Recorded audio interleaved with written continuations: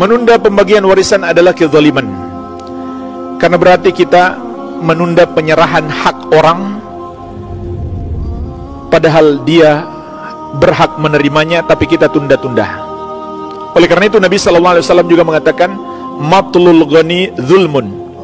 Orang yang mampu bayar hutang tapi dia menunda-nunda pembayaran, maka itu adalah kezaliman. Sebab dia menunda hak orang, dia menahan yang bukan haknya, itu sudah termasuk kezaliman. Tapi selama dia tidak memakan harta itu, maka dosanya lebih mending. Tapi kalau dia makan atau dia pergunakan, ya misalkan rumah ada bagian harta anak yatim di situ, tidak langsung dia berikan tapi dia gunakan, berarti masuk dalam memakan harta anak yatim. Baik, kalau bicara warisan, itu hak kita. Jadi orang ketika meminta, jangan malu, karena antum meminta hak antum. Kalau kita minta-minta ngemis, itu kita minta uangnya orang. Momennya kita lihat fulan ini pegang duitnya Anda datang, afwan, Anda minta fulusnya. Maka kalau bicara warisan, silahkan mau minta. Kecuali ibu malas minta, karena takut nanti ribut, akhirnya silaturahim putus. Ada ibu, enggak lah, nggak apa-apalah, nanti Anda minta di akhirat. Anda akan sabar di dunia, daripada akhirnya mereka nanti nggak mau kenal sama Anda. Ada orang yang seperti itu. Tapi itu hak kita.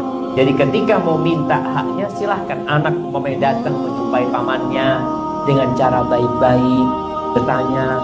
Dan ketika warisan dipegang oleh salah satu dari ahli waris, jangan main-main.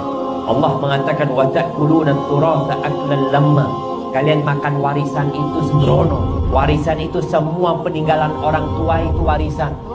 Orang tua ninggalkan baju, warisan. Tinggalkan lemari, warisan. Tinggalkan jam, warisan. Karena ada pihak keluarga yang langsung ngambil. Bapaknya ninggalkan jam, cincin yang mahal-mahal, langsung dikantongin. Nggak berkah buat. Bagaimana hukumnya menerima harta waris yang mana pembagiannya tidak dibagi dengan hukum Allah?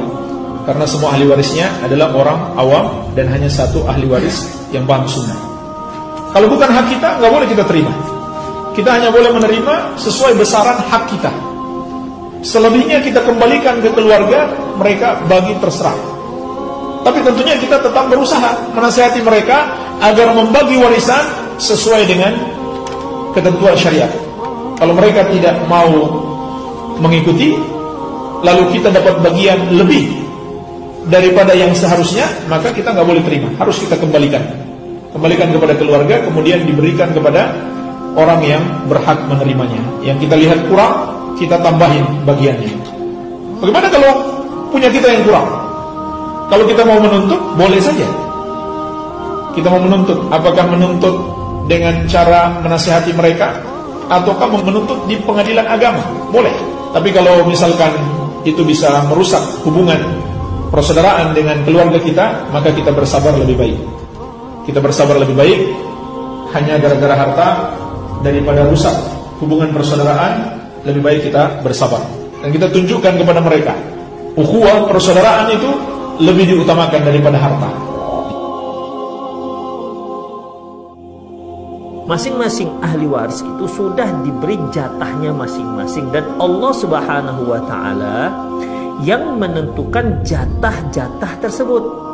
Oleh karena itu, ketika seorang akan meninggal dunia, dia tidak boleh memberikan wasiat kepada ahli warisnya, karena masing-masing ahli waris ini sudah ditentukan jatahnya. Allah yang langsung menentukan jatah-jatah mereka, berapa persen mereka dapat dari harta yang ditinggalkan oleh si mayit. Makanya la wasiyata di ahli waris. Tidak ada wasiat di ahli waris, dengan artian apabila ada seorang sebelum meninggal dia telah berwasiat untuk salah seorang ahli warisnya, maka wasiat tersebut batal, tidak boleh dilaksanakan. Ustadz, bolehkah membagi waris dengan sama besar pria dan wanita atas permintaan orang tua sendiri? Tidak boleh. Jadi kalau orang tua sudah meninggal, kemudian bagi ahli waris, tidak boleh laki-laki dan perempuan disamakan. Tidak boleh. Karena harta itu titipan Allah Subhanahu wa Ta'ala. Maka cara pembagian harta harus sesuai dengan aturan Allah Subhanahu wa taala. Tidak boleh dengan aturan sendiri. Ya, meskipun orang tua berwasiat kalau saya meninggal tolong bagi rata, wasiat tersebut tidak berlaku. Wasiat tersebut tidak berlaku. Kenapa dalam Islam ibu mendapatkan warisan 1, bapak dapat 2? Sebabnya adalah karena perempuan selalu dalam segala keadaannya dijamin. Sebelum menikah ayahnya punya kewajiban memberikan, ya, menaungi, ya, makan, minum, segala macam dari nafkah itu. Setelah menikah suaminya yang kasih. Jadi sebelum menikah dijamin, setelah menikah juga dijamin. Kalau laki-laki tidak, laki-laki itu kewajiban orang tua memberikan nafkah hanya sampai balik saja. Setelah balik itu sudah sunnah hukumnya, bukan kewajiban.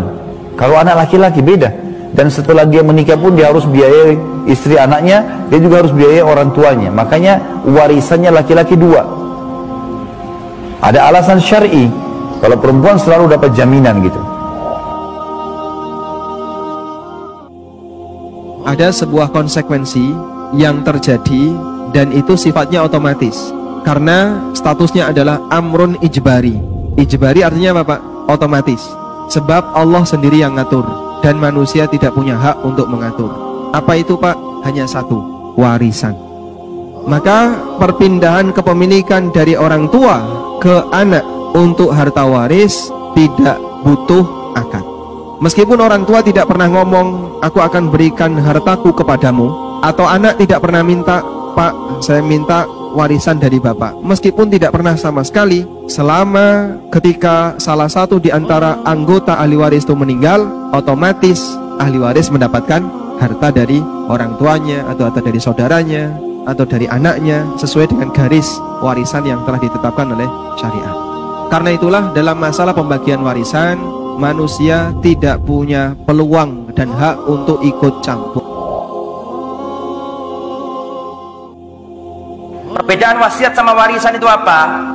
Warisan kepada ahli waris, wasiat kepada non ahli waris. Contoh, kalau saya mati, otomatis harta saya ini akan pindah ke ahli waris saya. Nggak usah pakai wasiat pun pindah. Istri saya dapat 1/8 karena saya punya anak. Anak saya yang laki-laki dapat 2 kalinya anak perempuan. Bapak saya dapat, ibu saya dapat, dan seterusnya. Paham? Tapi kalau wasiat, nak kalau aku mati nanti nak, atau istriku kalau aku mati nanti tolong sekian dari hartaku kasihkan panti asuhan, kasihkan anak yatim itu misalnya, atau kasihkan sepupuku, atau kasihkan tanteku misalnya, bukan ahli waris kan, tanteku, itu namanya wasiat, diberikan kepada non ahli waris. Itu nggak boleh lebih dari 1/3. Suami mendapatkan warisan setengah dari harta istrinya jika istrinya nggak punya anak, dan suami dapat 1/4 kalau istri punya anak.